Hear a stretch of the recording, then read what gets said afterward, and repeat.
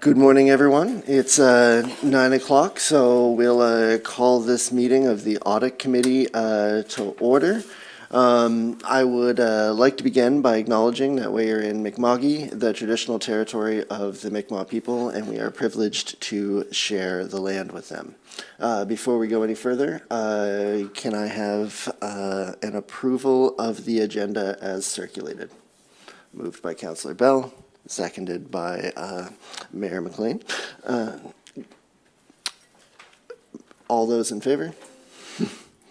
Opposed? Motion is carried. Next up, we have the approval of minutes from April 7th, 2026 as circulated. I'll look for a motion to approve those as circulated. We don't need a motion. Oh, we don't? Oh, well then any corrections or anything that people would like to object to? Going once, going twice, seeing none, minutes are approved. This morning, we have a pre-audit discussion with Michael Beliveau and Michelle Lard, and I'd welcome you to come up to the microphone and begin the discussion.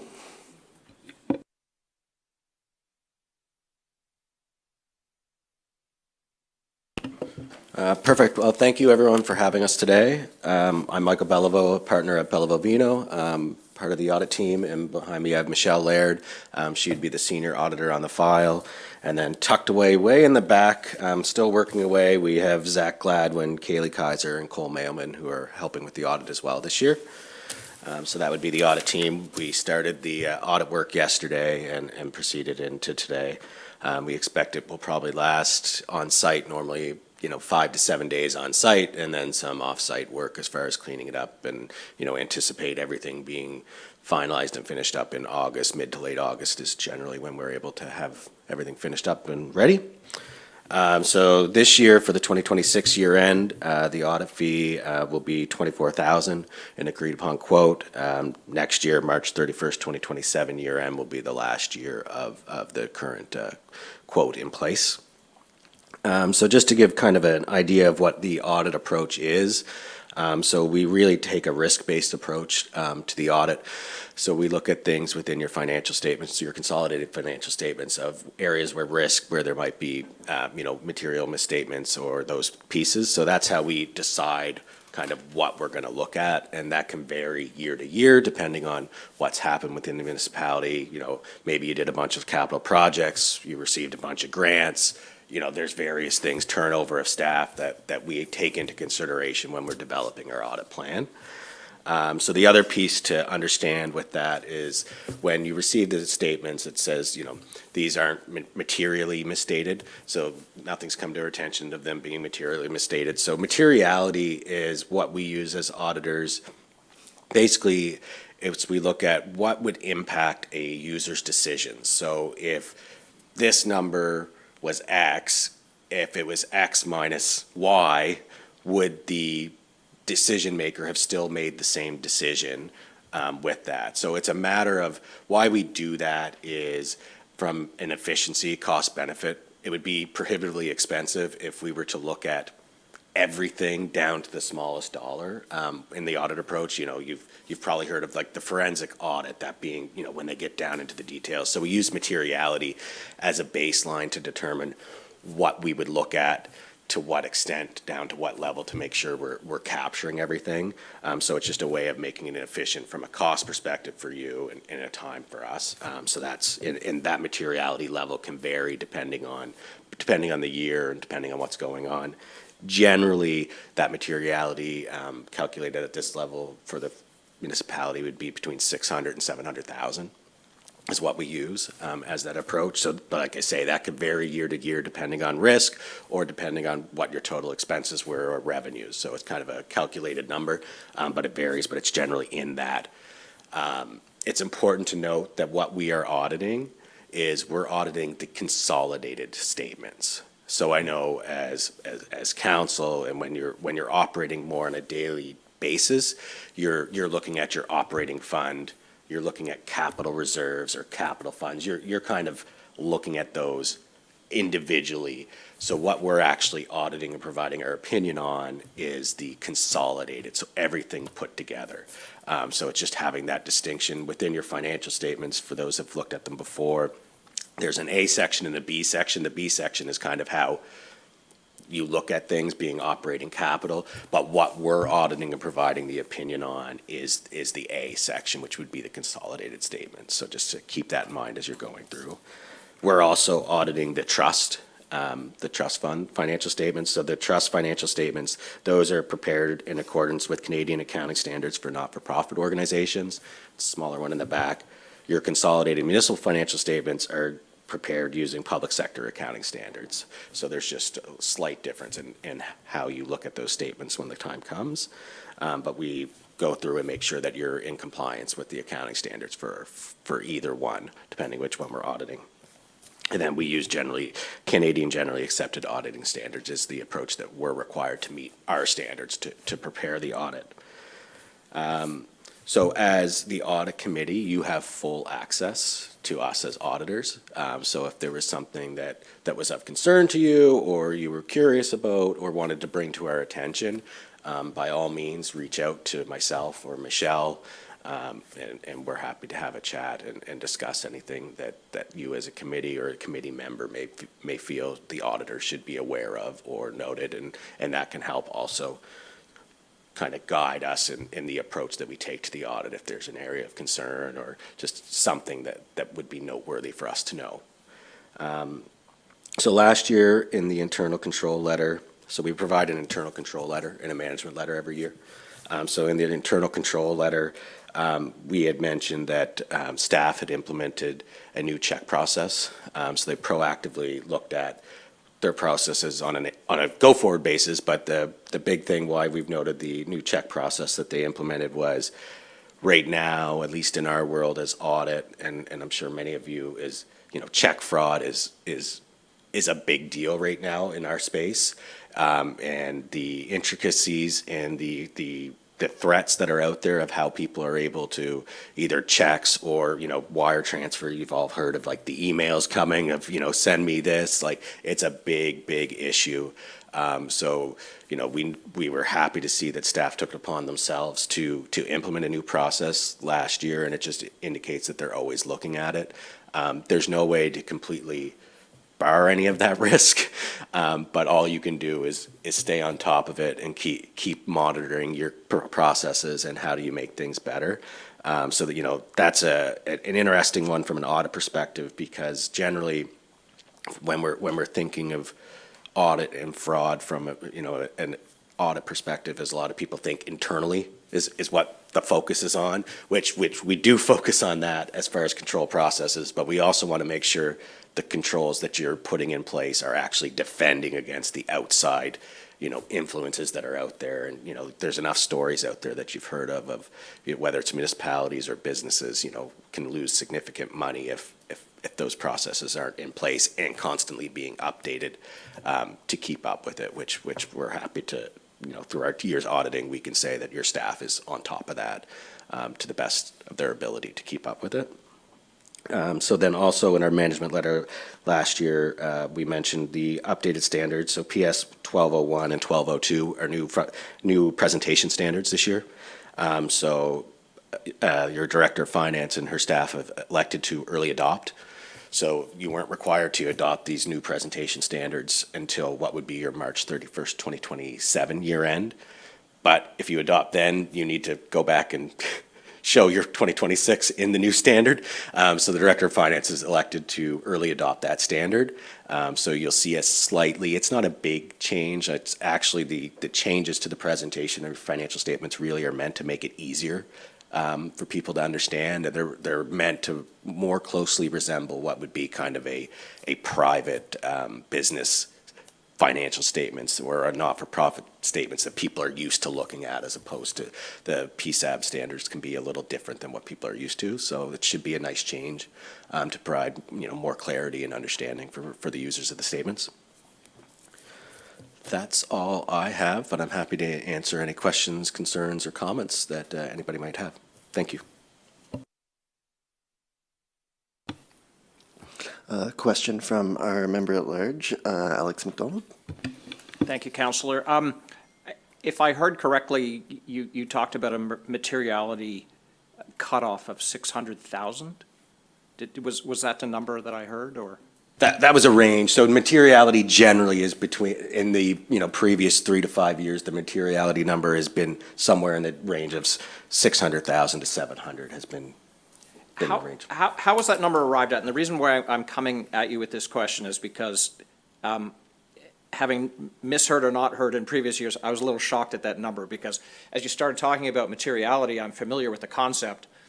I was thinking $500 or $10,000, but in my mind, $600,000 is a lot of money. Yeah, but if you're dealing with 35 million of expenses, it's not, right? In order for us to do an audit efficiently without having to charge $100,000, there's no, and from a decision maker perspective that's where the materiality comes from. It's what impacts someone's decision.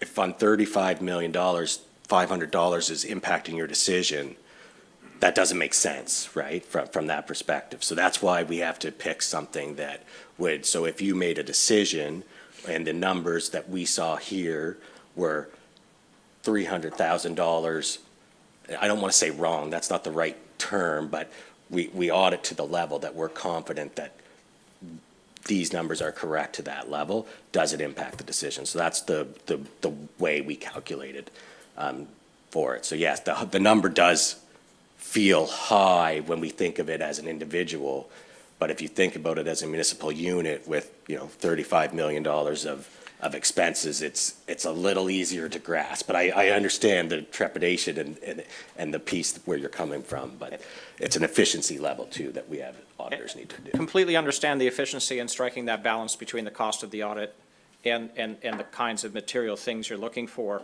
I'm not a counselor. I'm going to leave it to the counselors to decide whether $600,000 is the right number, because the meetings that I've seen and the debates that counselors have had over things that cost $10,000 or $50,000 or $100,000 tells me that there may be, that number may still be a little bit too high. So there's other pieces within that. So there's a term called performance materiality and what's trivial or not. So those are lower numbers. I don't want to get into what those numbers are, because from an auditor perspective, it matters that other people maybe don't know those numbers. But so we are auditing, we're not just saying, well, this item is $500,000. Well, that's below 6, we don't look at it. So within our risk complex there, we're looking lower than that, but the overall arching, so that 600 number would be overall, right? So in order to get to that, you're on auditing below that, if that makes some clear. I appreciate the response. Thanks.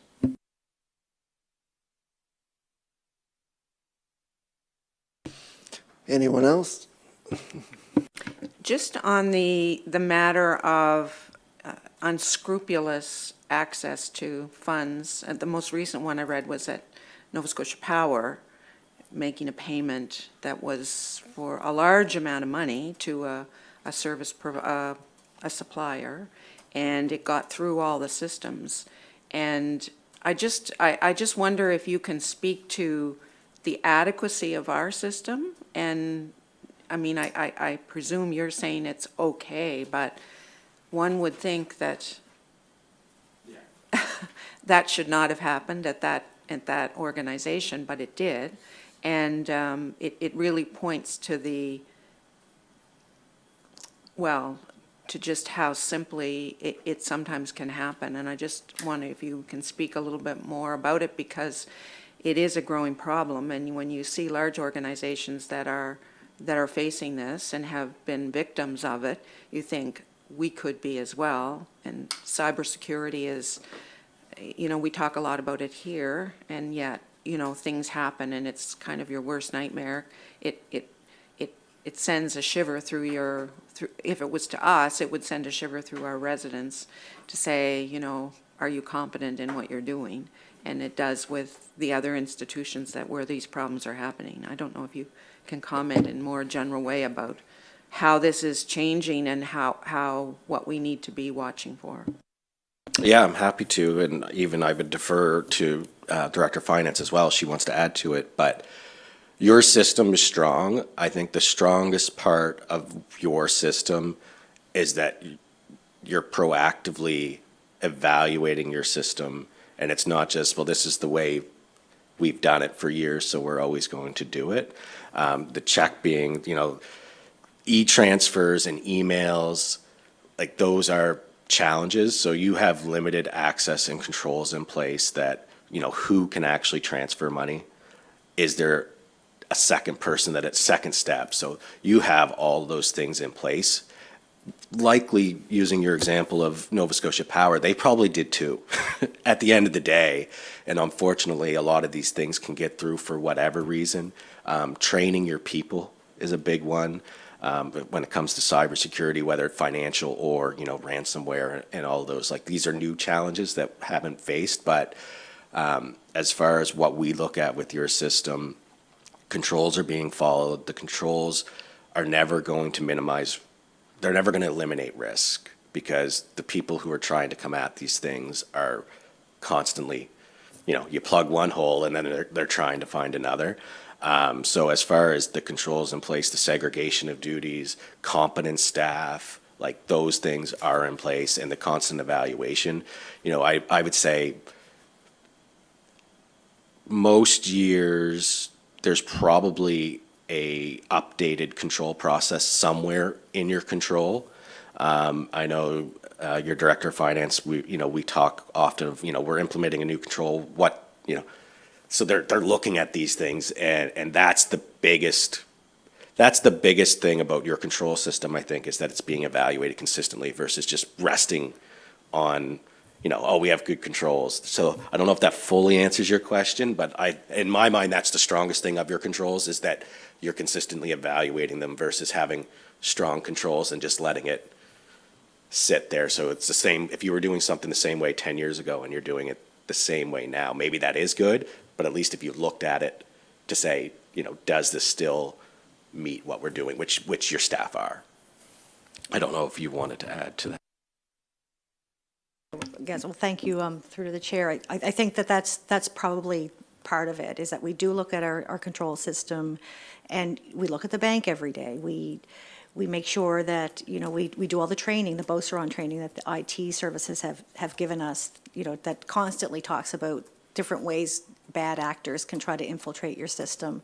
And you're right, there are controls on the banking side where two people have to, if there's like a transfer like EFT for tip or for the loan payments, those kinds of things, we just don't willy-nilly change people's banking information or things like that. There's always multiple checks, phone calls with people to make sure that we're checking that.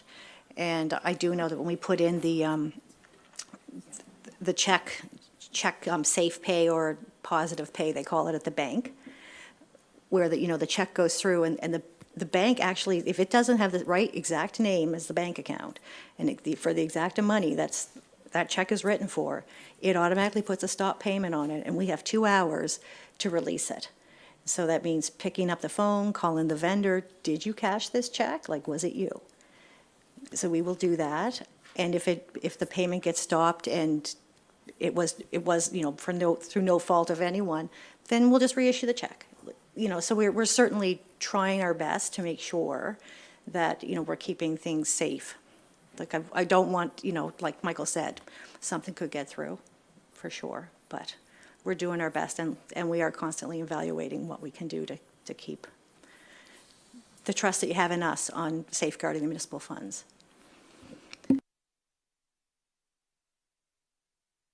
Thank you. Any further discussion? Any questions? Any hands I've missed?